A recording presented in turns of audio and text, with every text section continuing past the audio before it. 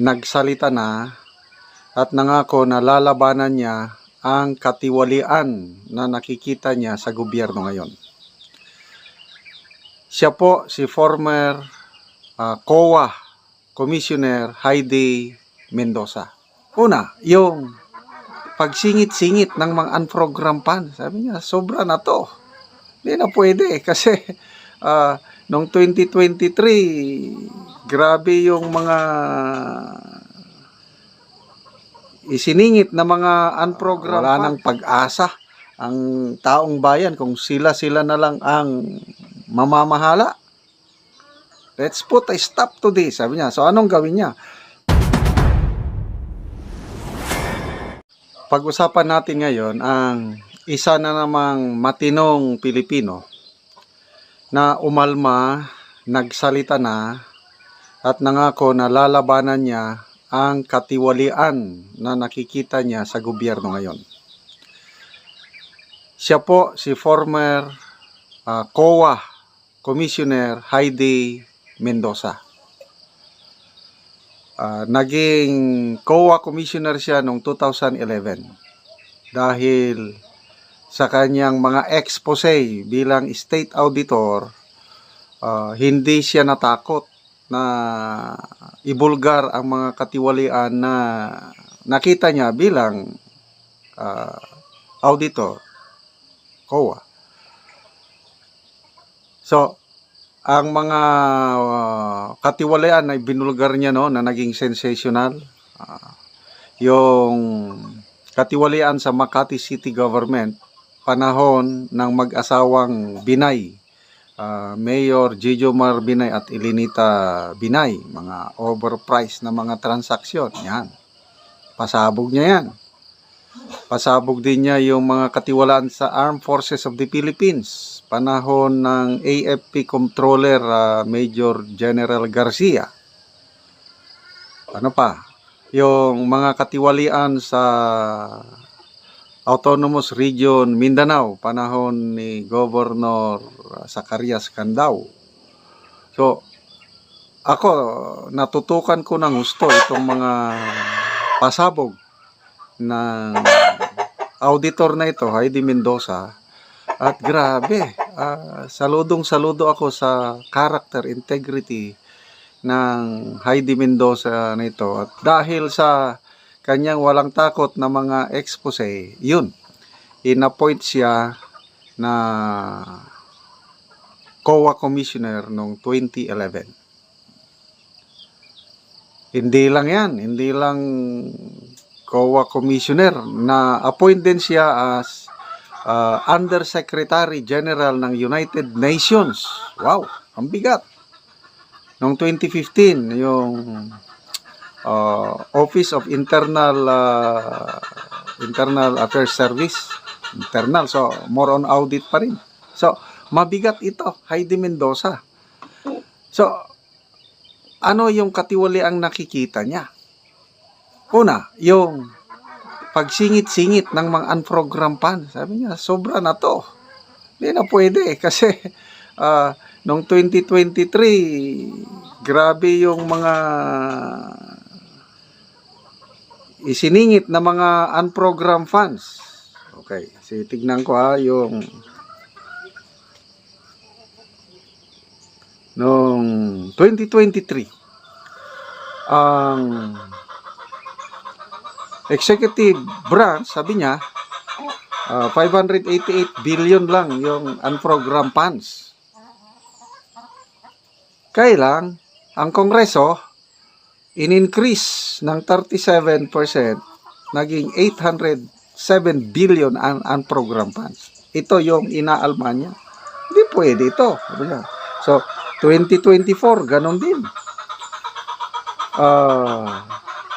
In-increase na naman yung unprogrammed funds from 281.9 billion, ginawang 731.4 billion. And these are all under the Office of the President.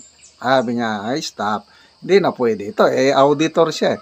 Kaya, plus, maliban dito sa unprogrammed funds, singit-singit na ganyan, ang ayaw pa ni ex-Commissioner Heidi Mendoza, yung mga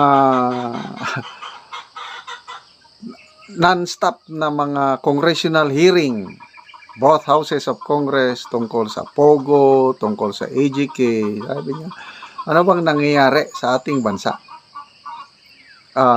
The same old politicians, tapos wala nang pag-asa ang taong bayan kung sila na lang ang mamamahala. Let's put a stop to this, sabi niya. So anong gawin niya? Paano niya mahinto yung mga ganong, paano siya makatulong sa ating bansa? Bigla siyang kumandidatong senador. Okay? So dito sa Philippine Star headlines, ex-COA Commissioner Heidi Mendoza launches Senate bid, advocates for budget literacy. Ang plataforma niya, dapat yung budget is transparent, hindi yung poros and program funds na lang. Budget literacy, kasi siya, auditor siya eh. So, kailangan natin ang isang Heidi Mendoza sa Senado. Okay. Ito yung kanyang So, I ask myself, kasi nanonood siya sa mga budget hearing eh. Nanonood siya, na-fed up na siya eh. Sabi niya, I ask myself, what is this? I don't think I can stomach the lack of hope when I look at those who really have the audacity to run. Yung mga tumatakbo ba na the same old faces, same old politicians. So sabi niya, it's about time to put an end to the election of same old politicians and families in government. Agree ba kayo? Na panahon na ng pagbabago, na hindi na lang yung pare-pare. Example, Senator Lito Lapid, 17 years na pala siya sa Senado. Anong nai-contribute ni Senator Lito Lapid? Ano pa? Ex-Senator Manny Pacquiao. Anong nai-contribute niya? Mga ganun. Tapos, yung mga the same old politicians, the same names. So, ako natutuwa na mayroong ganito. Hindi siya politiko dahil state. Saka ang alam kong background nitong si Commissioner Heidi Mendoza, galing siya sa pobre. If my memory serves me right, correct me if I'm wrong, galing siya sa pobreng pamilya. Anak siya ng isang sundalo. So, doon niya nakita yung character, integrity ng tatay niyang sundalo. So, yun ang nag-inspire sa kanya to do good, to be honest. Kasi nakita niya sa buhay ng tatay niyang sundalo. Ganyan po ang background ni Heidi Mendoza. Galing sa pobre, nakapag-aral, naging state auditor, naging commissioner. At ngayon, hindi niya na masikmura yung nangyayari sa ating bayan. So, salamat at may mga taong ganito na although independent siya, wala siyang machinery. Wala siyang machinery to run a national campaign. But, sabi niya, evil, kasabihan na lang ito evil triumphs when good men do nothing. Ayun.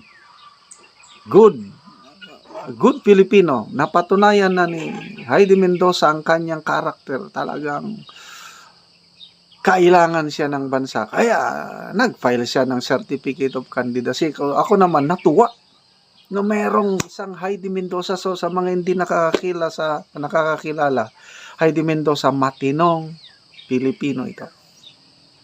Yung mga kagaya niya ang kailangan natin. The same manner with Attorney Vic Rodriguez. Hindi siya politiko. Ngayon, nag-file si Attorney Vic. Bakit siya nag-file? Kasi ang plataforma niya, lalabanan niya ang korupsyon sa gobyerno. Sabi nga niya pumayag siya na ikampanya ang Marcos Jr. panahon ng presidential election, hoping na matamper o ma-stop ang greed and corruption. Yun ang akala ni Atty. Vic. Kaya lang sabi niya, kabaliktaran ang nangyari. So, alam nyo na, yung imbes na team good governance, sana ang direksyon nila nung magkasama pa sila ng presidente, kaya lang nabaliktad. Wala na. Maraming pumasok na iba. Maraming nag-influensya na.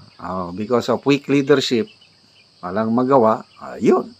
Ito na ang nangyari. Kaliwat kanan. Sa SWS survey, pinakalatest. Ang isa sa pinakamababang satisfaction rating, negative satisfaction rating ng mga respondents is fighting graft and corruption. Negative 26% ang hindi satisfied sa paglaban ng gobyerno sa katiwalian. So, salamat, Heidi Mendoza, Atty. Vic. Meron pa, hindi ko pa yung iba. Ito lang dalawa ang bumibilib ako sa dalawang kandidato na ito na may pagmamahal sa bansa. Although risk ito sa kanila dahil gastos, will take so much time and effort to launch campaign. Kaya lang, sana magkaroon ng people movement. Ang mga tao na ang mangampanya para sa mga kandidato na kagaya ni Atty. Vic at ex-COA Commissioner Heidi Mendoza.